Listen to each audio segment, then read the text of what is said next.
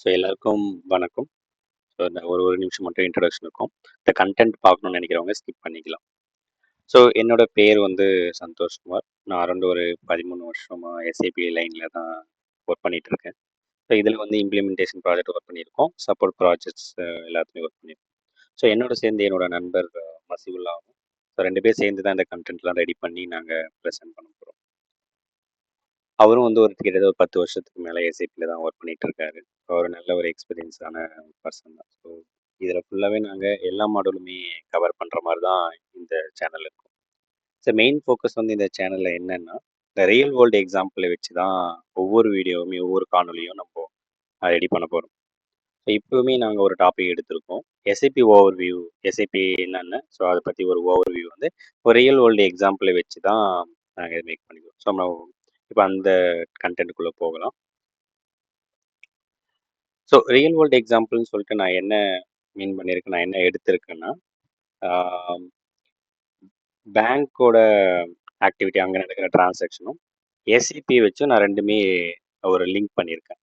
So இதில் பேங்க்கை நான் ஏன் எடுத்திருக்கேன் எக்ஸாம்பிள்னா, ஸோ நீங்கள் பார்த்தீங்கன்னா உங்களுக்கே தெரியும், இப்போ ஒவ்வொருத்தரோட பேங்க் அக்கௌண்ட், இப்போ என்னோட பேங்க் அக்கௌண்ட் நான் எடுத்தேன்னா, ஸோ எனக்கு என்ன நடக்கும்னா, ஒரு மாதத்தில் என்னென்ன நடக்கும், ஃபஸ்ட்டு எனக்கு சேலரி வந்து கிரெடிட் ஆகும்.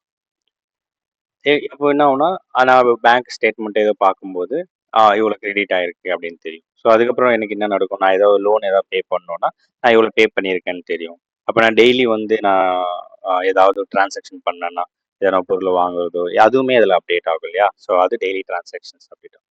ஸோ அப்பப்போ நான் பேலன்ஸ் செக் பண்ணணும் அப்படின்னா, நான் பேங்க் ஓப்பன் பண்ணுவேன். ஸோ எவ்வளோ பேலன்ஸ் இருக்குன்றதும் நான் செக் பண்ணுவேன். இப்போ அப்புறம் எனக்கு ஒரு ஸ்டேட்மெண்ட் மாதிரி வேணும். இந்த ஒரு மாதம் நான் எவ்வளோ பண்ணியிருக்கேன், ஸோ எவ்வளோ கிரெடிட் ஆயிருக்கு, எவ்வளோ டெபிட் ஆயிருக்கு, ஸோ எல்லாமே எனக்கு வேணும்னா நான் அந்த ஸ்டேட்மெண்ட் டவுன்லோட் பண்ணேன்னா எனக்கு எல்லா டீட்டெயில்ஸும் கிடைச்சிடும். ஸோ இப்போ ஒரு பேங்க்கோட ஃபங்க்ஷன் எப்படி ஆகுது உங்களுக்கு தெரியும். ஏன்னா நம்ம டெய்லியும் நம்ம யூஸ் பண்ணுறோம், ஒவ்வொருத்தருக்கும் ஒரு பேங்க் அக்கௌண்ட் இருக்கு இல்லையா? இப்போ நம்ம இந்த எக்ஸாம்பிளை நம்ம அப்படியே ஒரு எஸ்ஏபியில் இதே தான் அப்படியே நடக்கும். ஆனால் ஒரே விஷயம்னா, இது கம்பெனியில் நடக்கிற டிரான்சாக்ஷன்ஸ் தான்.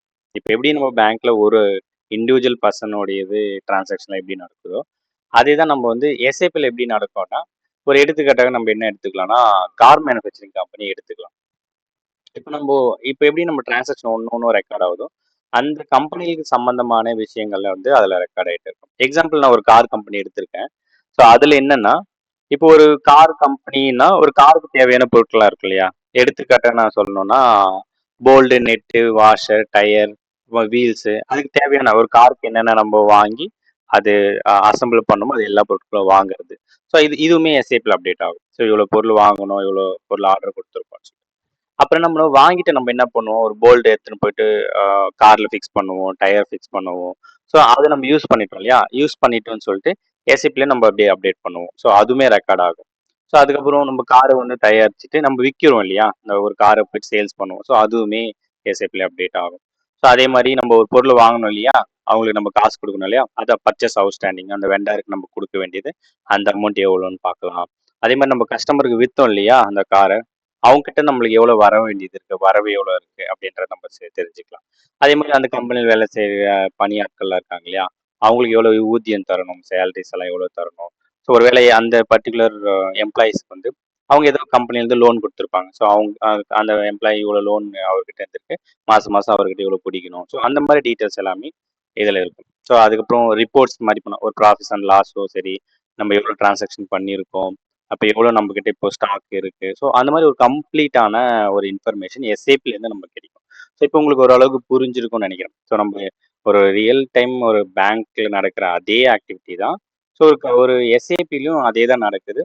என்னன்னா நம்ம ஃபுல்லாவே நம்ம சம்மந்தப்பட்டது நடக்கும். ஸோ இதுலன்னா அதே மாதிரி தான் அந்த கம்பெனிக்கு சம்மந்தப்பட்டது எல்லாமே இதில் ரெக்கார்ட் ஆகும். ஸோ அதுதான் வந்து எஸ்ஏபியோட ஒரு அட்வான்டேஜஸ். ஸோ இதுலேயே ரியல் டைமுக்கு அப்படியே மேட்ச் ஆகும். ஸோ எஸ்ஏபியோட ஒரு ரியல் டைம் வேர்ல்டு எக்ஸாம்பிள்னா இதுதான் நம்ம எடுத்துக்கலாம். ஸோ எனக்கு தெரிஞ்சு இப்போ உங்களுக்கு இது புரிஞ்சிருக்கும்னு நினைக்கிறேன். ஸோ எஸ்ஏபின்னா என்ன, ஸோ அது ரியல் டைம் வேர்ல்டில் நம்ம கனெக்ட் பண்ணியிருக்கோம். உங்களுக்கு ஓரளவு புரிஞ்சிருக்கும்னு நினைக்கிறேன். ஸோ இப்போ நம்ம ஒரு டெஃபினேஷன் லைக் போகலாம். ஸோ எஸ்ஏபினா என்ன, ஸோ அந்த மாதிரிலாம் கொஞ்சம் போகலாம். ஓகே. ஸோ எஸ்ஏபினா என்ன அப்படின்னு பார்த்தீங்கன்னா, இது வந்து இப்போ வேர்ல்ட் வைஸ் நம்ம உலகத்துல எல்லா இடத்துலயும் பார்க்கும்போது எல்லா சாஃப்ட்வேர் கம்பேர் பண்ணும்போது இது ஒரு லீடிங் சாஃப்ட்வேர் தான். ஸோ இருக்கு நிறைய சாஃப்ட்வேர்ஸ் இருக்கு. அதுல எஸ்ஏபி ஒரு லீடிங் ஃபார் பிஸ்னஸ் ப்ராசஸ்க்கு இது ஒரு முக்கியமான ஒரு சாஃப்ட்வேர். நிறைய கம்பெனில அது யூஸ் பண்றாங்க. ஸோ நம்ம நீங்களே பார்த்துருப்பீங்க நிறைய கம்பெனில பெரிய பெரிய கார் கம்பெனி, பைக் கம்பெனியும் சரி, அப்புறம் நிறைய food industry, pharma industry, so எல்லா இண்டஸ்ட்ரியிலுமே எஸ்ஏபி யூஸ் பண்றாங்க. ஸோ அதை பத்தி கொஞ்சம் நம்ம கொஞ்சம் ஹிஸ்ட்ரி மாதிரி பார்க்கணும் அப்படின்னா, ஸோ இது 1972 அதில் அப்போ அந்த டைம்ல வந்து இது சாஃப்ட்வேர் பில்ட் பண்ணியிருக்காங்க. ஸோ இந்த சாஃப்ட்வேர் வந்து பார்த்தீங்கன்னா ஜெர்மன் பேஸ்ட் கம்பெனி. ஸோ அந்த ஜெர்மன்ல தான் அந்த அங்கிருந்து தான் இந்த சாஃப்ட்வேர் டெவலப் பண்ணியிருக்காங்க. ஸோ இது மெயின் ஃபோக்கஸ் என்னன்னா இந்த சாஃப்ட்வேர்ல என்ன மெயின் ஃபோக்கஸ் பண்ணுவாங்கன்னா, இது கம்பெனிக்கு தேவையான சொல்யூஷன்ஸை வந்து கொடுக்கும். அந்த பிஸ்னஸ் ப்ராசஸ் ஆப்ரேஷனுக்கு தகுந்த மாதிரியும் இதாகும். மீன்ஸ் அதை பில்ட் பண்ணியிருக்காங்க. ப்ளஸ் நம்மளுக்கு தேவையானது நம்மள கூட ஓனாக பண்ணிக்கலாம். ஸோ அது ஒரு அட்வான்டேஜ்.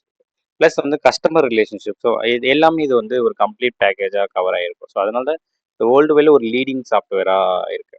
ஸோ உங்களுக்கு ஓரளவு புரிஞ்சிருக்கும் எனக்கு ஹிஸ்ட்ரி. 1972 இது பண்ணியிருக்காங்க. ஸோ இது ஜெர்மன் பேஸ்ட் கம்பெனி. ஸோ இது ஒரு பிஸ்னஸ்க்கான ஒரு ஆப்ரேஷன் சொல்யூஷன்ஸ் எல்லாம் கொடுக்கக்கூடிய ஒரு விதமான சாஃப்ட்வேர்னு சொல்லலாம். சரிங்களா? இப்போ அடுத்து வந்து எஸ்ஏபி அதோட ஃபுல் ஃபார்ம் இருக்கும் இல்லையா? எஸ்ஏபி நம்ம சொல்றோம். பட் அதோட ஃபுல் ஃபார்ம் என்ன அப்படின்னு பார்த்தீங்கன்னா, ஃபர்ஸ்ட் வந்து systems, applications and product in data processing. So இதுதான் வந்து எஸ்ஏபியோட ஃபுல் ஃபார்ம்னு சொல்லுவோம். ஸோ யாராவது கேட்டாங்கன்னா நம்ம இதை சொல்லிக்கலாம். Systems, application and products in data processing. So இதுதான் நம்ம சொல்லணும். ஸோ இதுதான் எஸ்ஏபியோட ஃபுல் ஃபார்ம். ஓகே, அடுத்த பாயிண்ட் நம்ம என்ன சொல்லணும்னா, எஸ்ஏபி சென்ட்ரலைஸ் சிஸ்டம்னு சொல்லியிருக்கோம். ஸோ என்ன சென்ட்ரலைஸ் சிஸ்டம்னா என்ன அப்படின்னு நம்ம எடுத்துக்கணும்னா, நம்ம ஒரு எக்ஸாம்பிள் வந்து இப்போ நான் ஒரு எக்ஸல் ஷீட் வந்து என்னோட லேப்டாப்பில் நான் மெயின்டைன் பண்ணுறேன். ஸோ அதில் நான் ஒரு சில ரெக்கார்ட்ஸ் போட்டிருக்கேன். அதில் என்ன மீன்ஸ் ஏதோ ஒரு டேட்டா ஃபில் பண்ணியிருக்கேன். அதே மாதிரி நீங்கள் ஒரு டேட்டா வந்து உங்கள் லேப்டாப்பில் நீங்கள் ஃபில் பண்ணியிருக்கீங்க. இப்போ நான் வந்து உங்களுக்கு ஷேர் பண்ணாதான் நான் என்ன அந்த எக்ஸலை மெயின்டைன் பண்ணியிருக்கேன்னு உங்களுக்கு தெரியும். அதே மாதிரி நீங்க எனக்கு ஷேர் பண்ணா மட்டும்தான் அந்த எக்ஸலை என்ன நீங்க மெயின்டைன் பண்றதுக்கு எனக்கு தெரியும். கரெக்டா? ஸோ நம்ம வித்தவுட் ஷேரிங்கே இருக்கலாம். இது வந்து அன்சென்ட்ரலைஸ்ன்னு சொல்லலாம். அதாவது நீங்க சொன்னால் நீங்க ஷேர் பண்ணால ஒழிய இல்லை நீங்க சொன்னால ஒழிய எனக்கு அது தெரியும். ஸோ அந்த ப்ராப்ளத்தை வந்து எஸ்ஐபி வந்து ஓவர் கம் ஆகும். எக்ஸாம்பிள் பார்த்தீங்கன்னா, இப்போ நம்ம ஒரு பொருளை வாங்கியிருக்கோம். அதுல சிஸ்டம்ல ரெக்கார்ட் ஆயிடும். ஸோ இவ்வளவு பொருள் வாங்கியிருக்காங்க அப்படின்னு சொல்லிட்டு. எஸ்ஐபி பார்த்தீங்கன்னா எல்லாருக்குமே அது வந்து டிஸ்ப்ளே பண்ணும். மீன்ஸ் யார் ஒன்றா ஓப்பன் பண்ணி பார்க்கலாம். பட் ஆனால் ஒரே ஒரு கண்ட்ரோல் என்னன்னா, ஆம், இப்போ நான் அது அந்த இன்ஃபர்மேஷன் பார்க்கக்கூடிய ரைட் பர்சன் நீங்களான்னு சொல்லிட்டு அதை அனலைஸ் பண்ணி அந்த பிஸ்னஸ்ல இருக்கவங்க ஆத்தரைஸ் கொடுப்பாங்க. இப்போ உங்களுக்கு ஆத்தரைஸ் வந்துச்சுன்னா ஸோ நீங்களும் அது பார்க்கலாம். ஸோ இப்போ என்னன்னா அந்த காமனா ஒரு என்ட்ரி நடந்திருக்கும் இவ்வளவு வந்திருக்குன்னு சொல்லிட்டு கம்பெனில இருக்க எல்லாருமே அது பார்க்கலாம். மீன்ஸ் இந்த டிபார்ட்மெண்ட் பர்ச்சேஸ் டிபார்ட்மெண்ட் வாங்கியிருப்பாங்க, ஸ்டோர் வந்து ரிசீவ் பண்ணியிருப்பாங்க. ஸோ அந்த அது அந்த இன்ஃபர்மேஷன் ஃபினான்ஸ்ல இருக்கிறவங்களும் பார்க்கலாம், ஹெச்ஆரும் பார்க்கலாம். பட் ஆனால் அவங்களுக்கு வந்து ஆத்தரைஸ் கொடுக்கணும். ஸோ அது வந்து இன்டர்னல் கண்ட்ரோலு. பட் இது வந்து அக்ராஸ் எல்லாருமே பார்க்கலாம். ஸோ இதுதான் வந்து இதோட ஆஹ், ஒரு எஸ்ஐபியோட முக்கியமான ஒரு அட்வான்டேஜ் சென்ட்ரலைஸ் சிஸ்டம் சொல்லுவாங்க. ஸோ இப்போ நான் மெயின்டைன் பண்ணா எனக்கு மட்டும் தான் காமிக்காது. ஸோ நான் என்னோட ஸ்டாக் வந்து யார் வேணா பார்க்கலாம். அந்த கம்பெனியோட முக்கியமான ஆட்கள்லாம் இருப்பாங்க இல்லையா, ஹெட்ஸ் எல்லாம் இருப்பாங்க. அவங்க வந்து ஸ்டோர்ல எவ்வளோ ஸ்டாக் இருக்கு, ப்ரொடக்ஷன்ல எவ்வளோ ஸ்டாக் இருக்கு, அப்புறம் குவாலிட்டி டிபார்ட்மெண்ட்ல எவ்வளோ ஸ்டாக் இருக்கு. ஸோ இந்த மாதிரி ஒரு சென்ட்ரலைஸ்டா ஒரு சிஸ்டம் தான் எஸ்ஏபி சொல்றாங்க. Very good solution. இது ஒரு முக்கியமான ஒரு பெனிஃபிட்டும் கூட எஸ்ஏபியில். ஸோ இதுதான் சென்ட்ரலைசேஷன் சிஸ்டம்னு சொல்லுவாங்க. ஓகே. ஸோ இப்போ அடுத்த பாயிண்ட் நம்ம வரணும்னா, எஸ்ஏபியில் வந்து மாடல்ஸ் வந்து கேட்டகரைஸ் பண்ணுவாங்க. ஸோ மாடல்ஸ்லாம் என்ன? ஸோ என்ன கேட்டகரைஸ் பண்ணுறேன்னு பார்த்தீங்கன்னா, எஸ்ஏபியில் வந்து 2 விதமான கேட்டகரைஸ் பண்ணியிருக்காங்க. ஒன்று வந்து ஃபங்க்ஷனல் மாடல்னு ஒன்று கேட்டகரைஸ் பண்ணியிருக்காங்க. இன்னொன்று வந்து டெக்னிக்கல் மாடல்னு கேட்டகரைஸ் பண்ணியிருக்காங்க. ஓகே, ஃபங்க்ஷனல் மாடல்னா என்ன? டெக்னிக்கல் மாடல் என்னன்னு பார்க்கலாம். ஸோ ஃபங்க்ஷனல் மாடல்னா இன்னும் இல்லை, நான் கோடிங்னு சொல்லுவாங்க. அவங்களுக்கு வந்து கோடிங் நாலேஜ் எதுவும் தேவையில்லை. ஆனால் ஒரு லாஜிக்கலாக திங்கிங்கும் ஒரு பிஸ்னஸோட அண்டர்ஸ்டாண்டிங் பண்ணக்கூடிய இருந்தாவே போதும். நம்மளுக்கு இது கோடிங் இதெல்லாம் தேவையில்லை. பட் ஆனால் டெக்னிக்கல் அப்படி கிடையாது. கொஞ்சம் டெக்னிக்கலாக அபவ் கோடிங்னு சொல்லுவாங்க. இந்த ப்ரோக்ராம் லாங்குவேஜ் எல்லாம் கொஞ்சம் தெரிஞ்சிருக்கணும். ஸோ அந்த மாதிரி இருக்கவங்க எல்லாமே அந்த டெக்னிக்கல் மாடல் கேட்டகரியில் வந்துடும். ஃபங்க்ஷனில் வந்து கோடிங் நாலேஜ் தேவையில்லை. அது ஒரு பிஸ்னஸ் நாலேஜ் இருந்தாவே போதும். அது கற்றுக்க நம்ம அது வேலை செய்ய ஆரம்பிக்கலாம். ஸோ இப்போ நம்ம அது டீட்டெயிலாக பார்க்கணும்னா ஃபங்க்ஷனல் மாடல் அப்படின்னு பார்த்தா என்னென்ன ஃபங்க்ஷனல் மாடலுக்குள்ளே வரும் அப்படின்னு பார்த்தீங்கன்னா, எஸ்ஏபியில் வந்து பார்த்தீங்கன்னா ஒவ்வொரு இதுவுமே மாடல் வைஸாக கிரியேட் பண்ணியிருக்காங்க. ஃபார் எக்ஸாம்பிள் எம்எம்னு சொல்லுவாங்க. எம்எம்னா என்ன இல்லை மெட்டீரியல் மேனேஜ்மெண்ட் சொல்லுவாங்க. ஸோ இங்கே என்ன நடக்கும் அப்படின்னு பார்த்தீங்கன்னா, எக்ஸாம்பிள் வந்து ஒரு பர்ச்சேஸ் ஆர்டர்னு சொல்லுவாங்க. ஒரு பொருளை வாங்குறது, அதுக்கப்புறம் பொருளை ஆர்டர் பண்ணுறது, அப்புறமா வாங்குறது. ஸோ அந்த மாதிரி விஷயங்கள் எல்லாமே இந்த மாடலுக்குள்ள கவர் ஆயிடும். ஓகே. பிஎம்னா என்ன? பிளான்ட் மெயின்டெனன்ஸ் சொல்லுவாங்க. இதுல என்ன நடக்கும் அப்படின்னு பார்த்தீங்கன்னா, மிஷின் சம்மந்தப்பட்ட எல்லாமே இதுல இருக்கும். ஃபார் எக்ஸாம்பிள் ஒரு மிஷின் இருக்கு. அந்த மிஷின் எஸ்ஏபில கிரியேட் பண்றது, அந்த மிஷின் எப்போ மெயின்டெனன்ஸ் பண்ணணும், அது என்னென்ன பிரேக் டவுன் ஆயிருக்கு. ஸோ அந்த மாதிரி இன்ஃபர்மேஷன்லாம் இந்த மாடல் இருக்கும். ப்ரொடக்ஷன் பிளானிங்னு சொல்லுவாங்க. பிபின்னு சொல்லுவாங்க. Production planning. இது என்னன்னா, இன்னைக்கு வந்து எவ்வளோ கார் நம்ம தயாரிச்சிருக்கோம், அதோட என்ட்ரிஸ் போடுவாங்க. ஸோ அது கார் பண்ணதுக்கான நம்ம சில பொருட்களை யூஸ் பண்ணியிருப்போம் இல்லையா, அதெல்லாம் கன்சியூம் பண்ணுறது. ஸோ மற்ற என்ட்ரிஸ் எல்லாமே இதில் அப்டேட் ஆகும். கியூஎம்னு சொல்லுவாங்க, குவாலிட்டி மேனேஜ்மெண்ட். இது என்ன, குவாலிட்டி சம்மந்தப்பட்டது. அந்த ஒரு பொருள் வந்தாங்கன்னா எந்தெந்த பேராமீட்டர் நம்ம செக் பண்ணணும், இது கரெக்டாக இருக்கா, இந்த சைஸில் இருக்கா, அதெல்லாமே இந்த மாடலுக்குள்ளேயே கவர் ஆகிடும். ஸோ அது ஒரு பிளான் மாதிரி கிரியேட் பண்ணி இதெல்லாம் பண்ணுவாங்க. ஸோ அதில் டீட்டெயிலாக வர வர காட்களில் பார்க்கலாம். ஸோ அதுக்கப்புறம் சேல்ஸ் அண்ட் டிஸ்ட்ரிபியூஷன் சொல்லுவாங்க. இது என்னன்னா, சேல்ஸ் சம்மந்தப்பட்டது. இப்போ ஒரு காரை நம்ம விற்கிறோம்னு வச்சுக்கோங்க, அதுக்கு ஒரு என்ட்ரி போடணும் இல்லையா, ஒரு பில்லு கிரியேட் பண்ணணும். ஸோ அதுக்கான ப்ரைஸ் செட் பண்ணணும். ஸோ அது மாதிரி விஷயங்கள்லாம், சேல்ஸ் சம்மந்த விஷயங்கள்லாம் இந்த எஸ்டி மாடல்லே கவர் ஆகிடும். நம்ம ஹெச்சிஎம்னு சொல்லுவாங்க, ஹியூமன் கேபிட்டல் மேனேஜ்மெண்ட். இது என்ன இல்லை, ஹெச்ஆர் சம்மந்தப்பட்டது. ஒரு எம்ப்ளாயோட டீட்டெயில்ஸும் சரி, அவங்களுக்கு சேலரி எவ்வளோ போட்டிருக்கோம், அவங்களுக்கு ஏதாவது அவுட்ஸ்டாண்டிங் இருக்கா, நம்ம கொடுக்க வேண்டியது. ஸோ அந்த மாதிரி எல்லாமே பார்த்தீங்கன்னா இந்த மாடலுக்குள்ள கவர் ஆகிடும். அதுக்கப்புறம் ஃபிகோன்னு சொல்லுவாங்க. ஃபிகோனா nothing but finance and controlling, finance accounting and controlling சொல்லுவாங்க. இது வந்து என்னன்னா, இது ஃபுல்லாகவே ஃபைனான்ஸ் சம்மந்தப்பட்டது தான். எவ்வளோ கிரெடிட் டெபிட்டு, இப்போ அவுட்ஸ்டாண்டிங் வெண்டர் கிட்ட அவுட்ஸ்டாண்டிங் என்ன இருக்குது, கஸ்டமரோட அவுட்ஸ்டாண்டிங் என்ன இருக்குது, ஸோ அப்புறம் காஸ்டிங் அந்த மாதிரி ஃபினான்ஸ் சம்மந்தப்பட்டது எல்லாமே இந்த மாடலுக்குள்ள இருக்கும். ஸோ இது வந்து ஒவ்வொருத்தருக்கும் ஒவ்வொரு பேக்ரவுண்ட் இருக்கும், ஃபினான்ஸ் பேக்ரவுண்ட் இருக்கவங்க அதை எடுத்துப்பாங்க.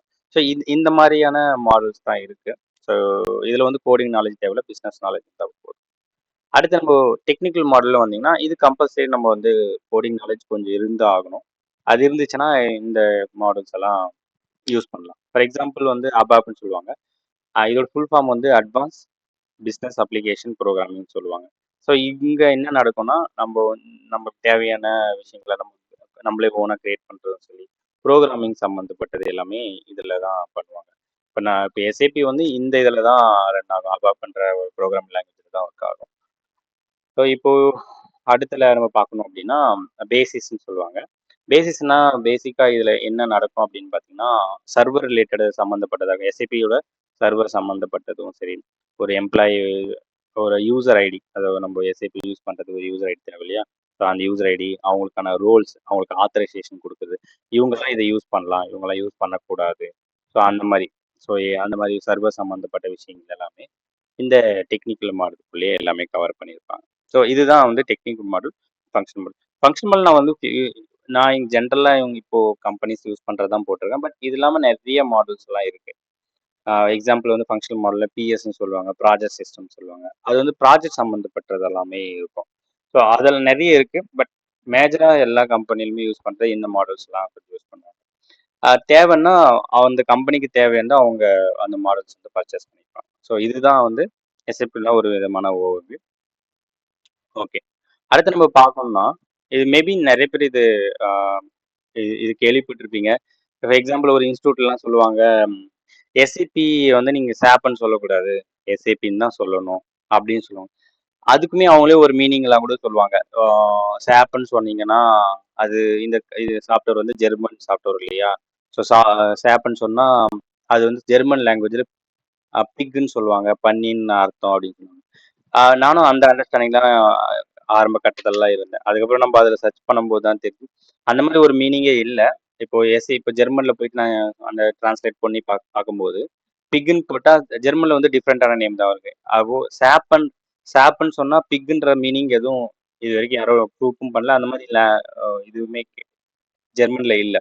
பட் ஆனால் சாப்ன்னு சொல்லாமல் நீங்கள் இது வரைக்கும் நான் உங்ககிட்ட இப்போ ஒரு கான்செப்ட் பண்ணது வந்து சாப்ன்னு நான் சொல்லியிருக்க மாட்டேன், எஸ்ஏபின்றது தான் வார்த்தை. பட் அந்த இதுதான் யூஸ் பண்ணோம். ஏன்னா நம்ம ஏசிபியோட ஃபுல் ஃபார்ம் வந்து சிஸ்டம்ஸ் அப்ளிகேஷன் ப்ராடக்ட் இன் டெவலப்ஸுங்களா, நம்ம தனித்தனி வார்த்தைகளாக தான் நம்ம அது சொல்லணும், வேர்ட்ஸாக தான் நம்ம சொல்கிற மாதிரி இருக்கும் ஏசிபி. பட் நிறைய பெரிய இன்ஸ்டியூட்லேயும் சரி எல்லாத்துலேயுமே அதை தான் சொல்கிறாங்க, சாப்ன்னு சொல்லக்கூடாது, சொன்னால் அது பிக்ன்ற மீனிங். பட் அது மாதிரி எதுவும் எங்கேயுமே நான் சர்ச் பண்ணதில் எதுவும் கிடைக்கல. மேபி அது எனக்கு தெரிஞ்சு அது அந்த மாதிரி மீனிங் இல்லை. ஸோ ஜெர்மனில் வந்து சாப்னு சொன்னால் பிக்ன்ற மாதிரி எந்த ஒரு மீனிங்கும் இல்லை. வேணா நான் உங்களுக்கு ப்ரூஃபும் நான் ரிசர்ச் பண்ணி அனலைஸ் பண்ணதில்ல. ஸோ இது உங்களுக்கு இந்த டிரான்ஸ்லேஷனோ மற்ற பிளாக்லாம் நிறைய ரெஃபர் பண்ணேன். ஸோ அந்த மாதிரி எதுவும் இல்லை. ஓகே. ஸோ இது இதோட செஷனோட டாபிக் அவ்வளோதான். ஸோ நம்ம ஜஸ்ட் சம்மரைஸ் பண்ணிடுறேன். ஸோ நம்ம ஓவர்வியூ பார்த்தோம். ஒரு ரியல் வேர்ல்டு எக்ஸாம்பிள் பேங்க்கையும் எஸ்ஐபி வச்சு நம்ம டிரான்சாக்ஷன் என்ன கம்பேர் பண்ணி பார்த்தோம், ரியல் வேர்ல்டு எக்ஸாம்பிள். அதுக்கப்புறம் எஸ்ஐபின்னா என்ன, ஸோ அதோட ஹிஸ்ட்ரி என்ன, ஃபுல் ஃபார்ம், சென்ட்ரலைஸ் சிஸ்டம், அப்புறமா எஸ்ஐபியோட கேட்டகரிஸ் பார்த்தோம். எஸ்ஐபி ஃபங்க்ஷனல் மாடல்லாம் என்ன, டெக்னிக்கல் மாடல்லாம் என்னன்னு பார்த்தோம். அதுக்கப்புறம் எஸ்ஐபி வந்து சேப்பன்னு சொல்லாமல் எஸ்ஐபின்னு தான் சொல்லணும், ப்ரொனவுன்ஸ் பண்ணணும் அப்படின்ற மாதிரி சொல்லியிருந்தேன். ஸோ இதுதான் வந்து இன்னைக்கோட செஷன் ஃபுல்லாகவே. ஸோ எனக்கு தெரிஞ்ச எல்லாருக்கும் இது புரிஞ்சிருக்கும்னு நினைக்கிறேன். ஸோ ஏதாவது ஃபீட்பேக்னா நீங்கள் சொல்லலாம். ஸோ நெக்ஸ்ட் கிளாஸஸ்லாம் அது வந்து கரெக்ட் பண்ணிக்கலாம். Thank you so much. தேங்க்யூ. நன்றி.